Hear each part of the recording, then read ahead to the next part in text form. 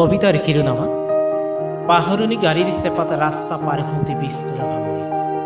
কবি বীরেন্দ্র কুমার ভট্টাচার্য। পাহাড়নির গাড়ির চেপাত রাস্তা পার হতে বিস্তর ভাবরে, যিদৰে ফ্ৰান্সৰ ৰাস্তা পাৰ হতে মৰিল এলবেয়া কামো। 20 জুনত কিছু ধূপ ফুল বিক্ৰী হয় অৰঙে নৰঙে। সন্ধ্যায় যাকে জোনাকীয়ে ঘেৰি থাকে তেওঁৰ ফটোখন, সিহঁতৰো আয়ুস মাত্ৰ 12 ঘণ্টা। সেইদিনা ভাষণবোৰ শুনিলে এনে লাগে আকাশখন কোনোবাই গ্ৰহা জালেৰে ধুৱাইছে, ইউক্লিপটাছ গছবোৰ লেৰি দিয়া হৈছে ৰৌদ্ৰমুগ্ধ জীৱনৰ গান। বিষ্ণুৰাভাতো তেনেকুৱা, য'তেই মৰুভূমিখন ততেই ফুলৰ আগমন। জন্মভূমিৰ চৰণধ্বনি তেওঁৰে কাণত প্ৰথম বাজিছিল, তেওঁৰে মনত পলাশ বনত ৰক্তৰঙা শ্মশান জ্বলাইছিল।